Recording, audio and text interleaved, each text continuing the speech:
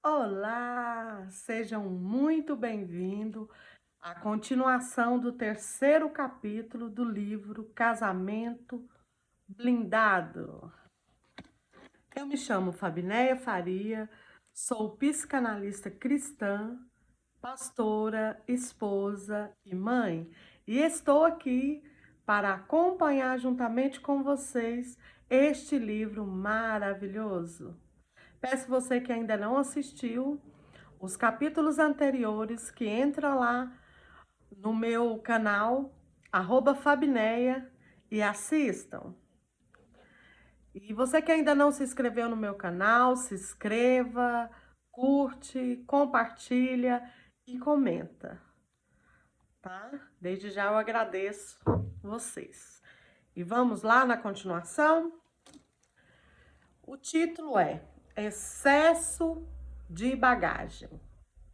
A verdade é que nós fazemos somente o que aprendemos.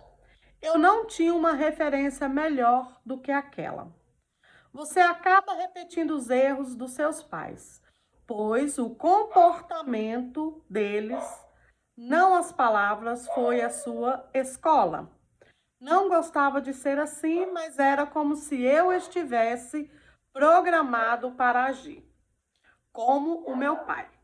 Mesmo a Cristiane me pedindo desculpas, eu não mudava meu comportamento. No relacionamento, nós temos que desaprender coisas ruins para então aprender coisas boas.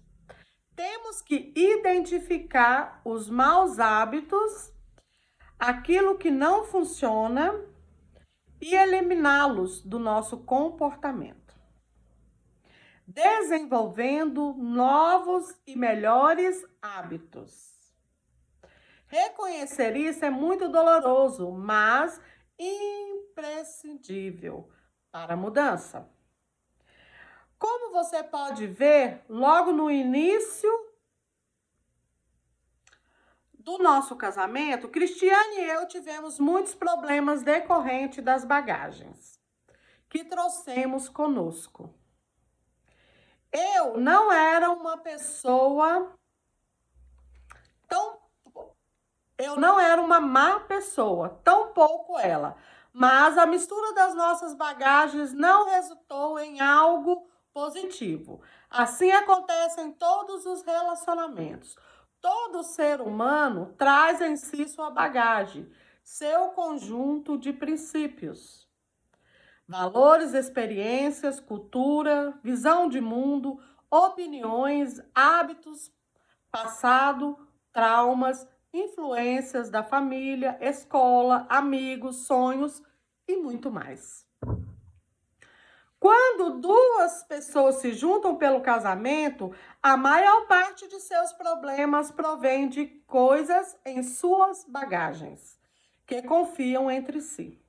Portanto, conhecer a outra pessoa profundamente e descobrir as suas raízes é fundamental para compreender o porquê deste ou daquele comportamento.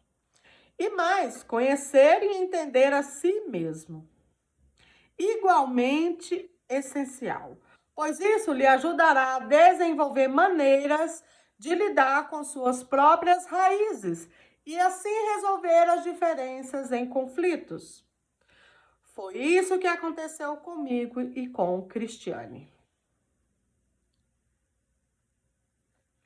Anos mais tarde, passei a me dar conta de nossas bagagens e a entender por que nos comportávamos daquela maneira. Cristiane tinha bagagem das altas expectativas da família perfeita de onde veio. A imagem do pai exemplar, a insegurança de nunca ter tido um namorado, enquanto eu vim de um noivado rompido antes de nos conhecermos. A infância e a adolescência com praticamente zero de lazer e vida social. Tudo isso explicava porque a Cristiane esperava tanto de mim. Tinha ciúmes de mulheres porque eu nunca me interessei. Exigia tanto a minha atenção e valorizava muito o fato de passear. Os opostos se atracam. O interessante é que as bagagens dela entravam em choque frontal com as minhas. É bem típico dos casais, os opostos se atraem, mas depois que casam, se atracam. Enlouquece um ao outro. Minha família era consideravelmente diferente da dela. Em casa éramos 3 irmãos e uma irmã.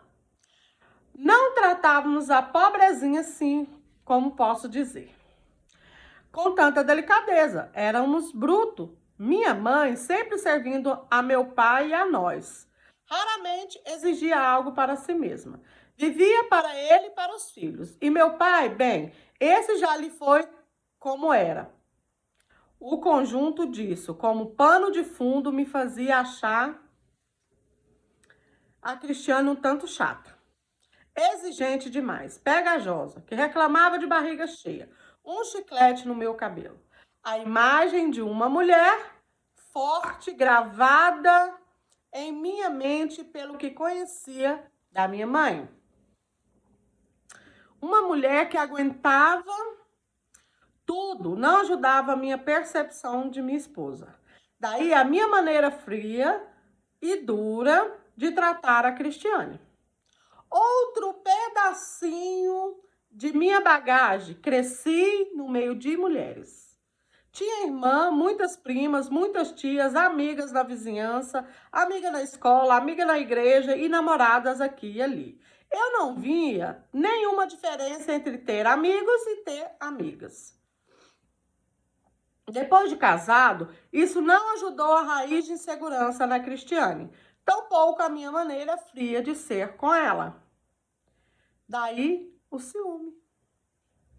E lá em casa sempre fomos uma família de meio trabalho. Meu pai se levantava às 5 da manhã até no domingo. Ele iniciou a mim e a meu irmão mais velho no trabalho aos 12 anos de idade. Trabalhar duro sempre esteve em nosso sangue. Quando comecei a trabalhar na igreja antes de me casar, esse conceito aumentou. Pois agora não era mais por dinheiro, e sim para ajudar outras pessoas. Somado ao fato de que me casei com uma filha de pastor, eu pensava que ela compreenderia muito bem a minha entrega ao trabalho. Porém, na verdade, estava deixando a Cristiane louca da vida comigo. Ela não me entendia, nem eu ela. E vivemos por anos tentando mudar um ao outro em vão. Quando e como finalmente superamos as diferenças? Somente quando compreendemos o que estava por trás do nosso comportamento e fizemos ajustes para lidar com a raiz de cada conflito. Entendi que o problema que Cristiane tinha de suspeitas e ciúmes era minha responsabilidade também. Eu não podia fazê-la mudar, mas podia reduzir as razões que eu dava para alimentar a sua insegurança. Vi que podia ajudá-la a ter mais confiança nela mesma e em mim. Deixei de debater e culpá-la pelo ciúme. Comecei a me afastar de amizade com mulheres e a me limitar apenas ao contato necessário. Fiz questão de colocar uma distância e de buscar toda oportunidade para fazê-la ter a certeza de que era a única mulher na minha vida. Meu alvo passou a ser passar segurança para minha esposa. Tá vendo? Com certeza, quando ele começou a agir assim, foi ali que começou a mudar tudo nesse relacionamento, nesse casamento. Atenção do sexo oposto.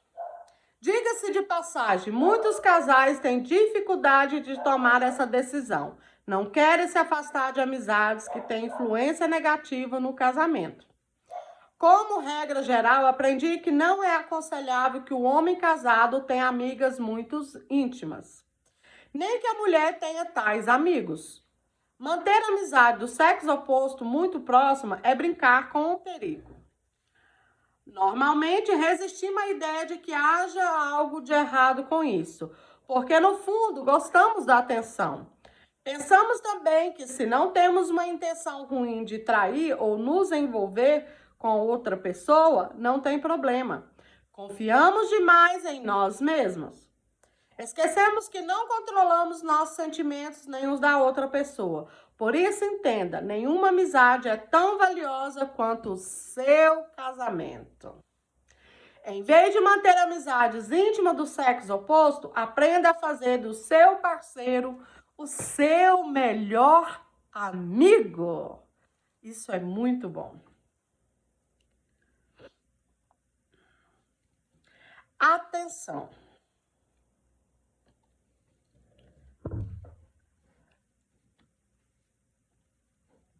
Cristiane, eu já havia aprendido essa lição na escola. Por experiência própria, houve uma época em que me cansei de amizades com meninas que viviam fofocando e comecei a andar com amigos em vez de amigas na escola. Era muito bom porque eles me respeitavam e não ficavam falando da vida dos outros. Só que alguns deles começaram a me ver com outros olhos, sem que eu percebesse. Quando descobri que estavam apaixonados por mim, tive que me distanciar de todos. E disse a mim mesma que nunca mais faria amizade com meninos. Quando me casei e vi o Renato tendo amizade com mulheres, enlouqueci. Comecei a ter medo deles desenvolver sentimentos por elas, assim como os meus amigos da escola desenvolveram por mim. A princípio, vivia reclamando, condenando, enfim. Usava todas as armas para combater aquelas amizades. Não foi fácil vencer minhas inseguranças nesse sentido, mas consegui. O que me ajudou nesse desafio foi colocar meu foco no que eu estava fazendo de errado, em vez de focar no que ele estava fazendo. Pega a dica, viu? Às vezes a mulher pode até estar certa, mas a forma de resolver o problema no casamento a torna errada e dificulta tudo no relacionamento. Quando comecei a mudar minhas atitudes, focando mais em mim, virei uma esposa bem mais agradável. E o Renato já não desligava mais o meu canal. O bacana é que quando investimos em nós mesmos, passamos a enxergar as coisas que fazemos e que não estão certas. Eu, por exemplo, descobri que também tinha um chamado. E esse chamado não era o de ficar atrás do meu marido, auxiliando-o de longe, em si e sim ao lado dele. Comecei a vencer as minhas fraquezas, principalmente a timidez. Minha vida já não girava mais ao redor dele, e sim com a dele. E ao redor de um só objetivo, trabalhar para Deus. Às vezes, a mulher não percebe que quando ela se torna inconveniente, o homem se afasta. O marido dificilmente aceitará ser afrontado. Quando a Cristiane mudou esse comportamento, se tornou mais desejável para mim. De repente, comecei a me interessar mais por ela. Chegar mais perto, chamá-la para sair. Foi aí que me senti motivada a equilibrar o tempo entre o trabalho e o casamento. Passei a dar a mais atenção à minha esposa, pois entendi que ela precisava disso. Enfim, quando nós dois entendemos as raízes dos nossos comportamentos e fizemos o necessário para lidar com elas, acabaram-se os problemas. Casamento feliz dá trabalho.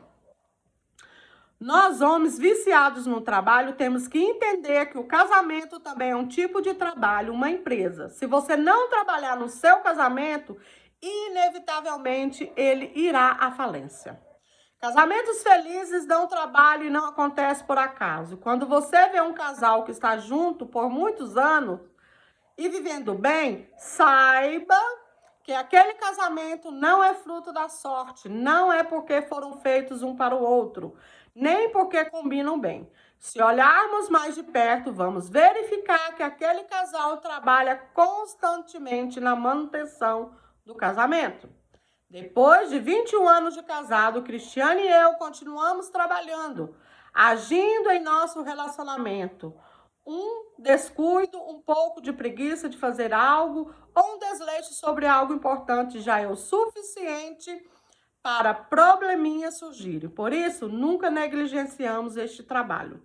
Infelizmente, muitos casais se dão por conquistados no dia do casamento. Age como se o esforço de conquistar a outra pessoa tivesse acabado. Quando partiram para a lua de mel, pronto, casamos, fato consumado. Nós, homens, principalmente, costumamos fazer isso. Para nós, o período que começa com a primeira conversa e vai até a lua de mel é o mais interessante para a nossa natureza competitiva. É emocionante saber que ela aceitou sair conosco, ver que ela está gamada e que pensa que somos o máximo. Tudo isso é como se fosse um jogo para nós mulheres. Estamos sendo honestas e a nossa natureza. Você vai entender mais sobre isso mais tarde neste livro.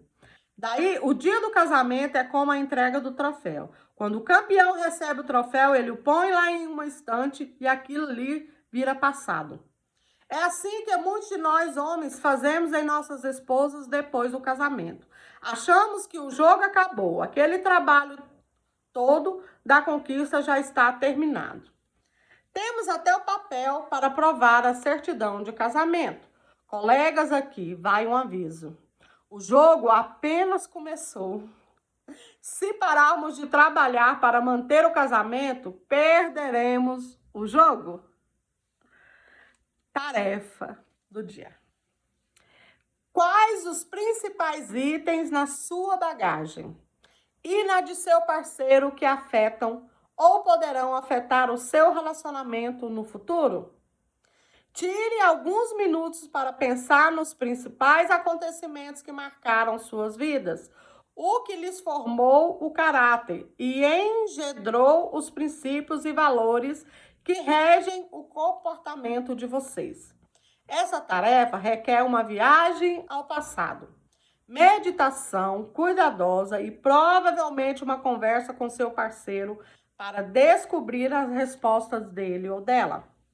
Escreva o que conseguir identificar, mas fique à vontade de voltar e acrescentar mais coisas nesta lista ao passo que as descobre. E aí foi mais um capítulo. Vamos orar? Senhor, meu Deus e meu Pai, eu venho te pedir, Senhor amado, que o Senhor possa entrar, Senhor, na vida, Senhor, no relacionamento de cada uma dessas pessoas que está ouvindo, Pai, comigo, Senhor Jesus amado, esse capítulo deste livro. Pai, entra trazendo amor, paz, união, compreensão e restauração, ó Pai querido Deus, neste casamento, Pai. Abençoa, Senhor amado, a família dos teus filhos, em nome do Pai, do Filho e do Espírito Santo de Deus. Amém. E até o próximo capítulo. Fiquem com Deus.